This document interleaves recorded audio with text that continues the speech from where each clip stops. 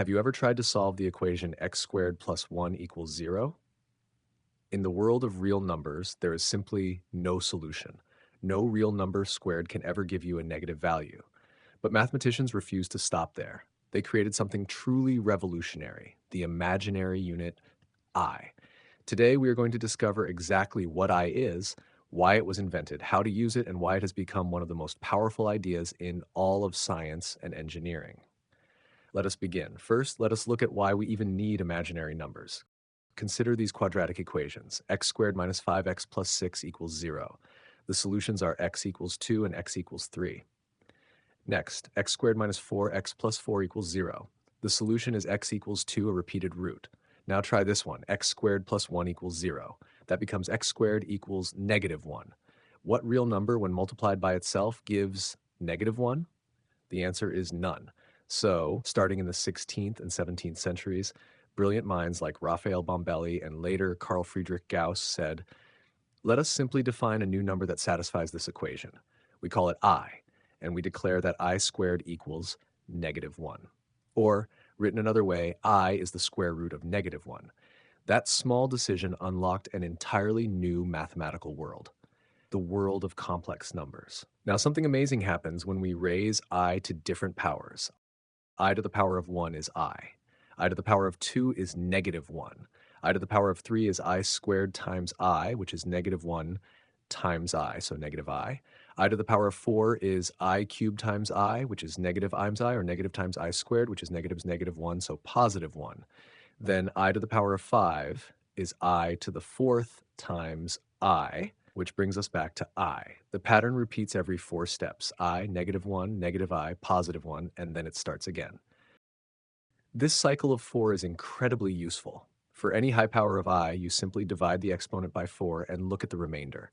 If the remainder is 1, the answer is I. If it is 2, negative 1. If it is 3, negative I. If it is 0, positive 1.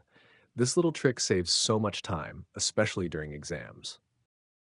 With I defined, we can now introduce complex numbers. Any complex number is written in the form z equals a plus bi, where a and b are ordinary real numbers. A is called the real part of z, b is called the imaginary part of z. For example, 5 plus 0i is simply the real number 5. 0 plus 3i is a pure imaginary number. Negative 2 minus 7i is a typical complex number. Notice that every real number is actually a special case of a complex number, where the imaginary part is 0. Let us now learn how to perform the basic operations with complex numbers. Addition and subtraction are straightforward. You simply add or subtract the real parts and the imaginary parts separately. So 3 plus 4i plus 1 minus 2i becomes 4 plus 2i. Multiplication requires a little more care. Treat it like multiplying two binomials, and remember that I squared is negative 1. For example, 3 plus 4, I multiplied by 1 minus 2i. That expands to 3 times 1 plus 3 times negative 2i plus 4i times 1 plus 4i times negative 2i, which is 3 minus 6i plus 4i minus 8i squared. Combine like terms, 3 minus 2i minus 8 times negative 1. That becomes 3 minus 2i plus 8, which simplifies to 11 minus 2i. Division is usually the most challenging part, but there is a very clever method. To divide one complex number by another, multiply both the numerator and the denominator by the complex conjugate of the denominator. Here is an example. Divide 3 plus 4i by 1 minus 2i.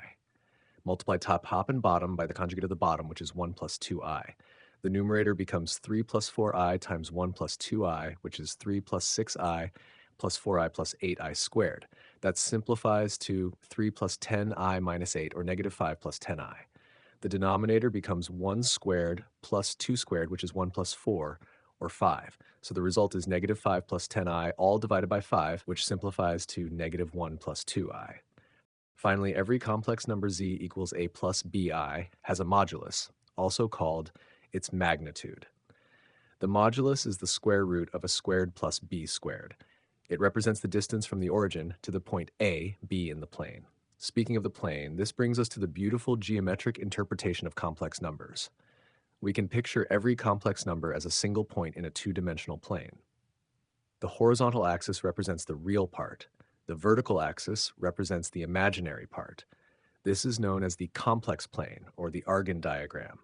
The modulus is simply the straight line distance from the origin to that point. The complex conjugate is the mirror image across the real axis, and the argument is the angle that the line from the origin to the point makes with the positive real axis. So, why do these so-called imaginary numbers matter in the real world? They are absolutely everywhere. In electrical engineering, they are used to analyze alternating current circuits, where resistors, inductors, and capacitors create phase differences that are perfectly described using I. In digital signal processing, audio and image compression, the fast Fourier transform relies entirely on complex numbers. In quantum mechanics, the wave function of a particle includes the imaginary unit I. In control systems engineering, whether a system is stable often depends on whether its characteristic equation has complex roots in the left or right half of the plane.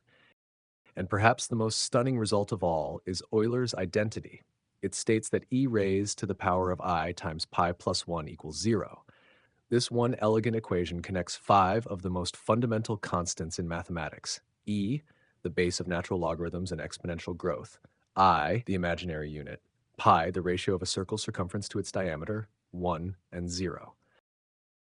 It is hard to imagine anything more beautiful in mathematics.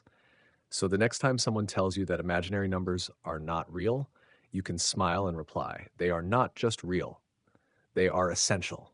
Thank you so much for watching. If this video helped you understand I a little better, please give it a like, subscribe for more math explained clearly, and drop a comment below.